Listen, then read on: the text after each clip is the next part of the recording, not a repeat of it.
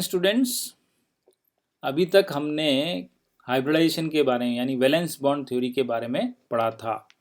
और valence bond theory किसने दी थी, वैलेंस बॉन्ड थ्योरी की क्या अभिधारणाएं हैं, वैलेंस बॉन्ड थ्योरी की रेगुलर ज्योमेट्रीज क्या क्या हैं, उनके बॉन्ड एंगल क्या क्या हैं, उनके एग्जांपल्स, ये सब आपसे वैलेंस बॉन्ड थ्योरी के अंदर पूछे जाएंगे।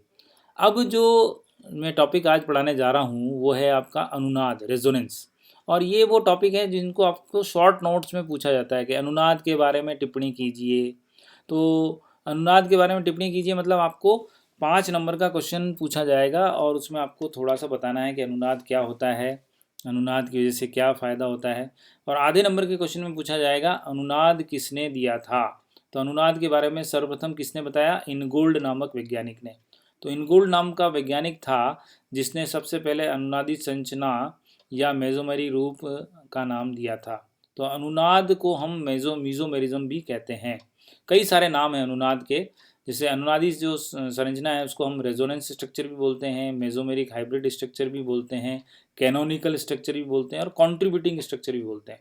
तो आपने देखा कि अनुनाद के कितने सारे नाम हैं। और अनुनाद होता क्या है, तो अनुनाद की परिभाषा क्या है, तो अनुनाद की परिभाषा है किसी अणु के लिए दो या दो से अधिक प्रत्यावर्ती संयोजी बंध संरचनाएं लिखी जा सकती हैं। प्रत्यावर्ती संयोजी बंध संरचना मतलब अल्टरनेट कोवेलेंट बॉन्ड स्ट्रक्चर्स। तो अल्टरनेट कोवेलेंट बॉन्ड स्ट्रक्चर अपन ने लिख दिया तो वो क्या होगा उससे, तब उस अणु की वास्तविक संरचना उन सभी प्रत्यावर्ती संरचनाओं की अनुनाद संकरण संरचना कहलाती है। मतलब हमने क्या किया, बहुत सारी संरचनाएं लिखी और उन सभी संरचनाओं को हमने एक पर्टिकुलर हाइब्रिड के अंदर दर्शा दिया। और ये जो हाइब्रिड स्ट्रक्चर तैयार होगा, मेसोमेरिक स्ट्रक्चर या रेजोनेंस हाइब्रिड तैयार होगा, ये उन सभी प्रत्यावर्ती संरचनाओं के बारे को दर्शाएगा, उनको रिप्रेजेंट करेगा।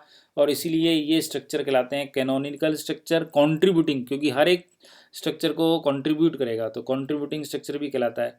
तो वे सभी प्रत्यावर्ती संरचनाएं जो अनुनाद संकर संरचना निर्माण हेतु अपना योगदान देती हैं वो सब अनुनादी संरचनाएं कहलाती है। और ये जो अनुनादी संरचना है, आप कोई भी संरचना बना दोगे तो वो अनुनादी संरचना नहीं होगी। अनुनादी संरचना अगर कोई है तो उसके लिए कोई ना कोई नियम है, उन सब नियमों का अगर वो पालन करेगी संरचना तभी वो अनुनादी संरचना कहलाएगी। तो अनुनादी संरचनाएं क्या हैं इसके बारे में हम डिटेल में समझेंगे। जैसा कि नीचे एग्जाम्पल में सबसे इजी एग्जाम्पल बता रखा है हाइड्रोजन का। तो हाइड्रोजन का हम आयनिक स्ट्रक्चर भी लिख सकते हैं, उसकी कोवेलेंट स्ट्रक्चर भी लिख सकते हैं। तो दो यहाँ पे आयनिक स्ट्रक्चर बता रखे हैं और एक इसका सहसंयोजक संरचना बता रखी है। इन तीनों से मिलके हमको एक इसका हाइब्रिड मिलेगा और वो इसका रेजोनेंस हाइब्रिड कहलाएगा। अब लेकिन मैंने आपको बताया कि हर एक संरचना अनुनादी संरचना नहीं हो सकती। उस अनुनादी संरचनाओं को कुछ नियमों का पालन करना पड़ेगा। और वो कौन कौन से नियम है जिनका ये पालन करती है, तो अनुनाद सिद्धांत ये कहता है कि इन तीनों संरचनाओं में से एक भी हाइड्रोजन अणु को पूरी तरह व्यक्त नहीं करता है। कुछ उसके आयनिक गुणधर्म को रिप्रेजेंट करते हैं, कुछ इसके सहसंयोजी गुणधर्म को बताते हैं, परंतु तीनों रूप के कुछ अंश मिलकर अणु की संरचना समझाने में समर्थ हैं। अतः कहा जा सकता है कि हाइड्रोजन अणु इन तीनों संरचनाओं में अनुनादित रहता है। कभी वो सहसंयोजी संरचना में कन्वर्ट हो जाता है, कभी वो उसकी आयनिक संरचना गेन कर लेता है, और कभी ए पे पॉजिटिव चार्ज आता है, कभी बी पे पॉजिटिव चार्ज आता है। तो इस तरह से आयनिक संरचना भी दो तरह की यहाँ पे प्राप्त होती है और ये तीनों इसके हाइड्रोजन के क्या हैं, अनुनादी संकर हैं। तो ये जो अनुनादी संकर हैं इन तीनों से मिलकर एक संरचना मिलेगी, वो कहलाएगी अनुनादी संकर संरचना, और उसे हम कागज पर व्यक्त नहीं कर सकते। अनुनादी संरचनाओं के बीच में हम क्या करते हैं, ऐसा तीर का निशान, डबल तीर का निशान लगाते हैं। तो ये डबल तीर का निशान ये बताता है कि कभी आयनिक संरचना सहसंयोजक में कन्वर्ट हो जाएगी, कभी सहसंयोजक संरचना आयनिक में कन्वर्ट हो जाएगी। तो अनुनादी संरचना है तो उसका हम क्या प्रतीक चिन्ह देंगे, डबल एरो वाला बॉन्ड। तो ये चिन्ह इसमें लगाना पड़ेगा। और कोई भी अनुनादी संरचना अगर है तो उसके निम्न शर्तों का पालन करना चाहिए। पहला, अनुनादी संरचना में इलेक्ट्रॉन की जमावट या क्रम का स्थान बदल सकता है, किंतु परमाणु अपनी पारस्परिक स्थिति सभी अनुनादी संरचनाओं में समान रखेगा।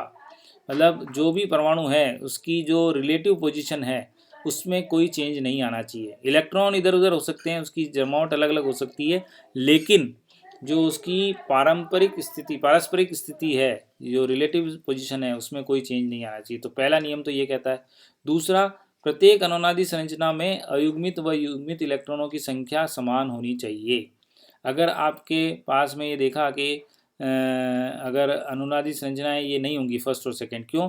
क्योंकि यहाँ पर आपने देखा 3 युग्मित इलेक्ट्रॉन हैं, यहाँ पर क्या है कि 1 2 3 4, यानी 1 अयुग्मित इलेक्ट्रॉन और 2 अयुग्मित इलेक्ट्रॉन है। तो युग्मित और अयुग्मित इलेक्ट्रॉनों की संख्या हर अनुनादी संरचना में समान होनी चाहिए, तभी वो अनुनादी संरचना होगा। फर्स्ट और सेकंड जैसा दर्शा रहा है कि वो अनुनादी संरचना नहीं है।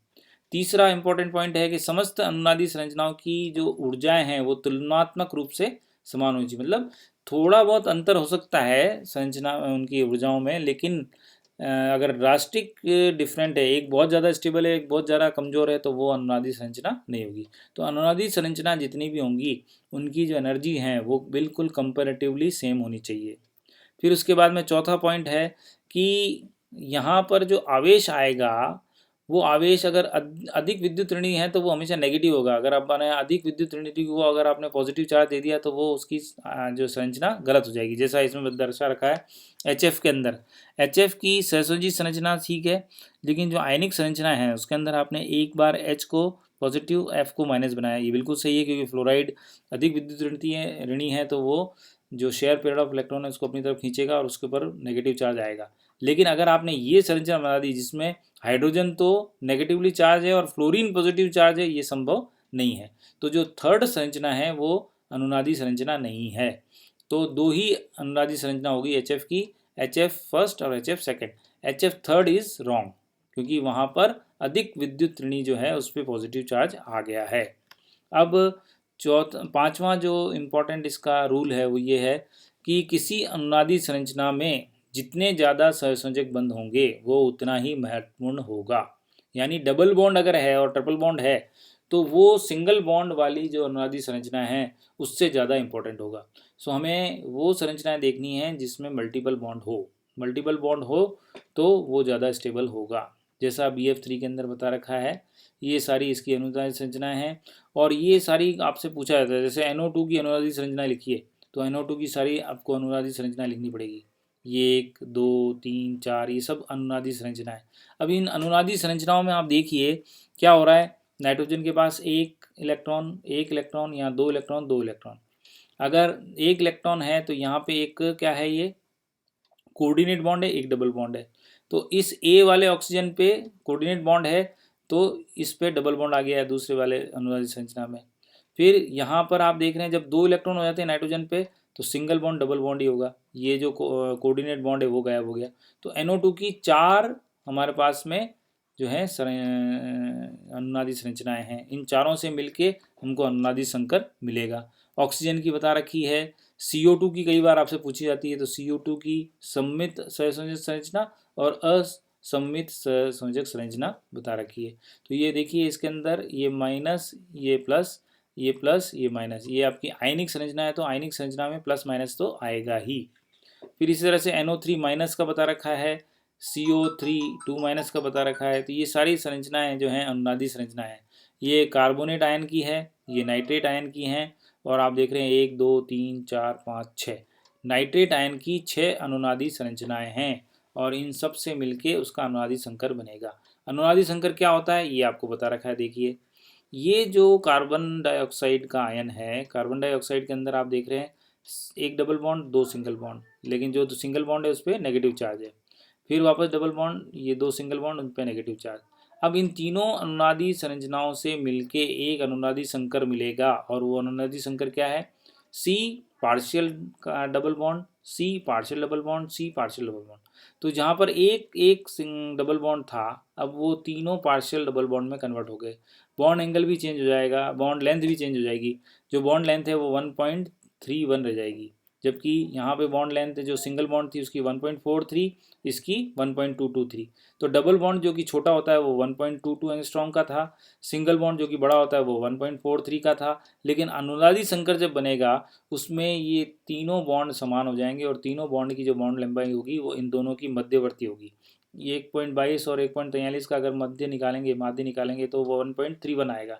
और आप देखोगे कि कार्बन डाइऑक्साइड आयन के अंदर कार्बोनेट आयन के अंदर जो बॉन्ड लेंथ है वो 1.31 एंगस्ट्रॉन्ग ही रहेगी। तो ये आपको ध्यान रखना है। और किस तरह से अनुनादी संकर बनता है उसका ये बहुत अच्छा सा एग्जाम्पल इसमें बता रखा है। अब एक और चीज़ इंपॉर्टेंट आती है, आपसे बहुत छोटे से पूछा जाता है कि बंध की लंबाई क्या होती है, इस पर टिप्पणी कीजिए। तो बॉन्ड लेंथ का जो फॉर्मूला है वो क्या है, पॉलिंग ने दिया था ये, और फॉर्मूला क्या है, D A B will be equal to, मतलब डी मतलब बॉन्ड लेंथ, तो bond length of A and B will be equal to radius of A radius of B minus 0.09 chi A minus काई B, जहाँ काई ए और काई B क्या है, इलेक्ट्रोनेगेटिविटी है। तो इलेक्ट्रोनेगेटिविटी के कारण क्या होता है, अतिव्यापन होता है, और ये अतिव्यापन अगर घटा दें अपन तो हमको नेट उसकी बॉन्ड लेंथ मिल जाती है। तो ये जो फॉर्मूला है ये बताता है कि जब भिन्न भिन्न विद्युत ऋणता वाले परमाणु आपस में अणु बनाते हैं तो उस अणु की बंध लंबाई कैसे ज्ञात की जाएगी। तो उसकी बंध लंबाई ज्ञात करने के लिए हमें उसकी जो विद्युत ऋणताओं का अंतर है काई ए माइनस काई बी, उसको किससे गुणा करना है, 0.09 से। जो भी मान आएगा वो उनके रेडियस के का जो जोड़ है उसमें से घटा देना है। तो हमें जो है उस पर्टिकुलर जो यौगिक है उसकी हमको बंध की लंबाई मिल जाएगी। तो ये बंध की लंबाई जो है वो घटानी पड़ेगी, क्योंकि बंध लंबाई अतिव्यापन के कारण कम हो जाती है। तो वो कम कितनी होगी, विद्युत ऋणताओं के अंतर को 0.09 से गुणा करने पर जो भी मान आएगा उतनी कम उसकी बंध लंबाई हो जाती है। तो ये बंध लंबाई के बारे में आपसे जो फॉर्मूला है ये आपसे पूछा जा सकता है। तो ये फॉर्मूला आपको हमेशा याद होना चाहिए कि what is the formula of bond length. तो बॉन्ड लेंथ का फॉर्मूला हो गया D A dash B will be equal to R A plus R B minus 0.09 chi A minus काई बी। तो ये आप ध्यान रखेंगे। तो 0.09 काई ए माइनस काई बी अतिव्यापन को व्यक्त करता है, और इस अतिव्यापन को हम जो उसकी नेट बॉन्ड लेंथ रेडियस है उसमें से घटाना है। अब आता है what are the limitations of valence bond theory. Valence bond theory की बहुत सारी कमियां हैं, और इन कमियों की वजह से हमको इसको ड्रॉप करना पड़ा। फिर हम मॉलिकुलर ऑर्बिटल थ्योरी पे आ गए। मॉलिकुलर ऑर्बिटल थ्योरी से हम वैलेंस बॉन्ड थ्योरी के बाद में कॉम्प्लेक्सेस के लिए अलग है वैलेंस बॉन्ड थ्योरी। फिर CFT पे आ गए, क्रिस्टल फील्ड थ्योरी। जब CFT गलत हो गई तो हम LFT पे आ गए। तो इस तरह से बहुत सारे चेंजेस हैं, लेकिन शुरुआत हमको VBT से ही करनी है। और VBT के अंदर क्या क्या कमियां हैं ये इसमें बता रखा है आपको। सबसे पहली कमी कि जो वैलेंस बॉन्ड थ्योरी है वो एक अपवाद है कि पूर्ण पूरित कक्षक बंध में निर्माण में भाग नहीं ले सकते हैं। लेकिन ये तो गलत हो गया था, क्योंकि अब बाद में तो हमने देखा था पूर्ण पूरित भी कक्षक में भाग लेते हैं। जो हमने किया ना कि जो नेगेटिव केंद्रीय परमाणु कभी भी नेगेटिव नहीं हो सकता, तब हमने कहा था कि बंधित परमाणु जो है वो नेगेटिव होगा, और वो क्या बनाएगा, एक कोऑर्डिनेट बनाएगा। तो ये वाली जो धारणा है ये तो सही कर दी गई है। फिर उसके बाद जो सबसे इम्पोर्टेंट है इसकी कमी वो ये है कि संयोजी बंध सिद्धांत इलेक्ट्रॉन न्यून यौगिकों और अंतर्धात्विक यानी इंटरमेटेलिक कंपाउंड के बारे में, उनके बीच में जो बंधन होता है उसके बारे में नहीं समझा सकता। तो संयोजी बंध सिद्धांत यानी जो है वो वैलेंस बॉन्ड थ्योरी जो है इलेक्ट्रॉन डेफिशिएंट कंपाउंड्स के बीच में जो बंधन है उसको नहीं बता पाती, और इंटरमेटेलिक कंपाउंड अंतर्धात्विक यौगिक है उनके बीच में जो बंधन है उसको नहीं समझा पाती। तो मेटल मेटल मिश्र धातु के बीच में जो बॉन्डिंग है वो वैलेंस बॉन्ड थ्योरी से नहीं समझा सकते। इलेक्ट्रॉन डेफिशिएंट कंपाउंड हम बाद में पढ़ेंगे, उनके अंदर जो 3 सेंटर 2 इलेक्ट्रॉन बॉन्डिंग होती है वो नहीं समझा सकता। तो पहला तो ये ड्रॉबैक हो गया। दूसरा जो सबसे बड़ा ड्रॉबैक है वैलेंस बॉन्ड थ्योरी का वो ये कहता है कि ऑक्सीजन की जो चुंबकीय क्षमता है या ऑक्सीजन अनुचुंबकीय है इसके बारे में ये नहीं बता सकता। तो वैलेंस बॉन्ड थ्योरी की जो है ये इसके अनुसार जो प्रकृति है वो प्रतिचुंबकीय होनी चाहिए, लेकिन ऑक्सीजन तो हमेशा अनुचुंबकीय होता है। तो ऑक्सीजन के अनुचुंबकत्व के बारे में वैलेंस बॉन्ड थ्योरी कुछ नहीं बता पाती। तीसरा कि प्रतिशत आयनिक गुणधर्म के बारे में, जो भी कोवलेंट बॉन्ड है वो कोवलेंट बॉन्ड 100% कोवलेंट नहीं होता, उसमें कुछ ना कुछ आयनिक बॉन्ड उसमें आ जाता है, और वो जो आयनिक गुणधर्म आता है उसका परसेंटेज हम निकालते हैं, उसको हम बोलते हैं पार्शियल आयनिक करेक्टर। तो पार्शियलिक आयनिक करेक्टर के बारे में भी VBT कोई जो है बताती नहीं है। इसी तरह से जो वैलेंस बॉन्ड थ्योरी है वो चुंबकीय गुण, रंग, स्पेक्ट्रा आदि के बारे में विस्तार से नहीं बता पाती है। तो कुल 5 इसके अंदर ड्रॉबैक्स हैं, 5 भी नहीं 4, क्योंकि चौथा जो ड्रॉबैक है यानी जो फर्स्ट ड्रॉबैक है इसको हमने जो है हटा दिया है। तो ये 4 ड्रॉबैक हमको लिखने हैं, ये सब वैलेंस बॉन्ड थ्योरी की कमियां हैं। तो वैलेंस बॉन्ड थ्योरी यहाँ पे ख़त्म होती है। अब नेक्स्ट जो लेक्चर होगा उसमें मैं आपको वैलेंस VSEPR थ्योरी के बारे में बताऊंगा और मॉलिकुलर ऑर्बिटल थ्योरी के बारे में बताऊंगा। तो आप सब इसको विस्तार से इसका अध्ययन कीजिए और जितने भी क्वेश्चंस मैंने बताए कि ये क्वेश्चन आ सकता है उसको अपने नोट्स में लिख लीजिए ताकि एग्ज़ाम देते वक्त आपको फ़ायदा हो। ठीक है। अरे यार,